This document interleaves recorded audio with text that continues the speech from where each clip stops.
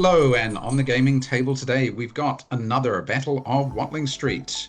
So we had time at the club for a second game after Kim and Elliot had run through the Battle of Coronea. We decided we had time for another game, so I know how to put together the Battle of Watling St pretty much from memory. I did a lot of my play tests when I was figuring out the rules using this small battle.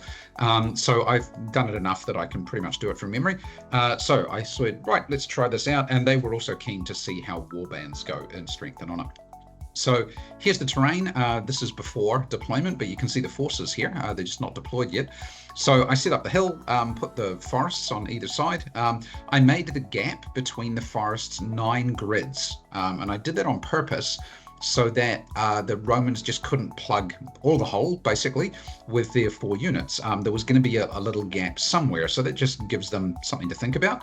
I'm not exactly sure from the scenario. It doesn't specify exactly how far apart the forests should be. So I'm not sure that we know, to be honest. But I thought 9, it gives a little bit of tactical kind of flexibility, some options, a few decisions need to be made, but it's not leaving a gaping hole in the line. So anyway, this is how things got laid out. So the little gap that remains, the 1 grid, is to the right of the auxilia here that you can see, the bronze-helmed auxilia at the bottom there.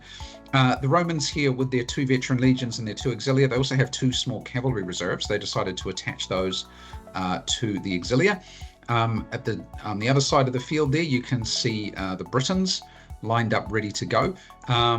They've basically got warbands kind of in the middle. They've got their chariots and skirmishers remained as formed units. They didn't break down.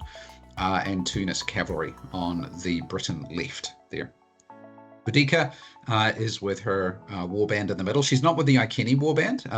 The Iceni warband are marked with a little green square marker that you can see there. That's the way I mark my units. I don't put on a strip or anything like that. I just have kind of a low visibility marker which has a letter which tells you what they are. So, E for elite, V for veteran, R for raw, F for frenzied, whatever. I just put that on there. So actually here I cheated the Britons slightly. They should have had 2 frenzied warbands. I only gave them 1. But then again with the auxilia, actually I got it wrong too. They should have been veteran auxilia, but I had made them regular here when I was looking up the stats. That's what you get for not having the scenario in front of you, but oh well. So first turn, the Britons here tried to move up and they decided they were going to try and somehow exploit that gap on the Roman left. The cavalry can't enter the forest, but what they could do is maybe they can get into the auxilia without having to face support from the legion, perhaps. So I think that's what they were thinking. Also, generally speaking, the center, the warbands didn't move up. They just stayed and waited. The Romans basically drifted to the right to plug that gap. They also wanted to drift their legion across with Paulinus there. He wanted to drift across to the right as well, but failed his role. The Britons moving up on the flanks, they're going to get their skirmishers trying to go into the woods there as well. Figuring out the light troops have got a much better chance of doing that and less affected by the combat rating reduction that happens when you go into rough terrain. So there the skirmishers get into the rough terrain, and the chariots, they're not scythe chariots here, they're just light chariots, this battle, moving up, getting ready to have a go at these auxilia on the Roman left. The warbands moving up, they stayed in a fairly good line. They didn't get too broken up here as they moved forward, but you can see the Britons here getting ready to charge. Here, the skirmishers tried to charge into the flank of the auxilia. To do that, they needed to roll movement points, which they did. Then they needed to roll to go out of the zone of command of the auxilia, which they did. Then they needed to roll to make the rough terrain move, which they did. And then they needed to roll to actually make the wheel maneuver to get into the flank. And they failed that last one with a 1. So 4 rolls, they managed to pull 3 of them off, but they just didn't get the last one they needed to be able to charge into the flank there. So a little unlucky. The auxilia decided to drift to the left and managed to do the rolls to get in there. At this stage, kind of, we'd all forgotten the rule, but as soon as those auxilia go in there, now they're only combat rating 2 rather than their normal combat rating. So that maybe wasn't ideal, but at least it stopped these skirmishers from hitting them hard on the flank. The Romans in the center here decided time was ready to charge downhill and get into the warbands here. So the first kind of charge goes in. And there's a little bit of pushback here. The Frenzied Warband there, the Iceni, they get pushed back and in disorder. Boudica's Warbands hold.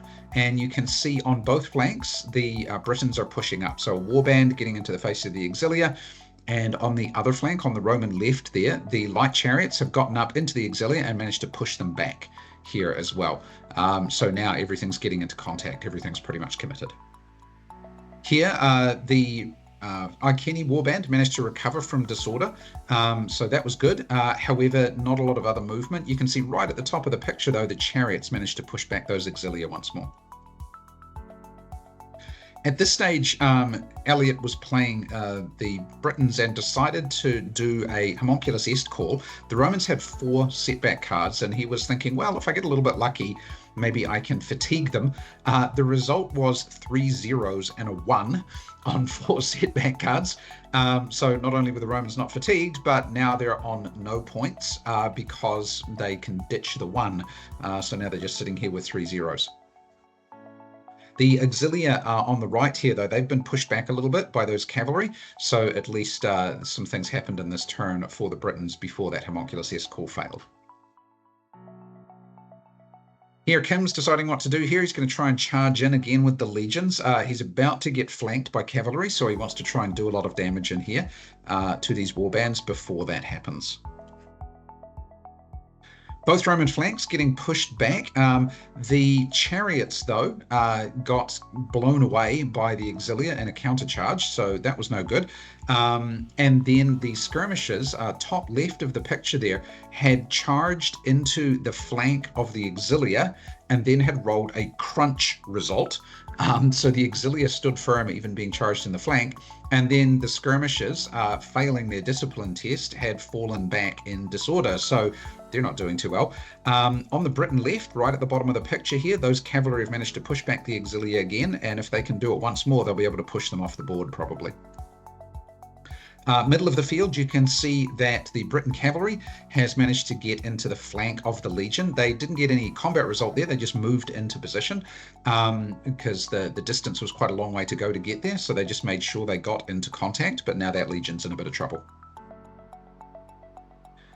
They managed to push them back here and drive them back into the face of the warband. The warband, the frenzied warband, then attacked. On the first attack, though, the Romans defended. The warband rolled a 6, and so did the Romans. And so when play passed to the Romans managed to do a little bit more damage and then decided to call Homunculus Est.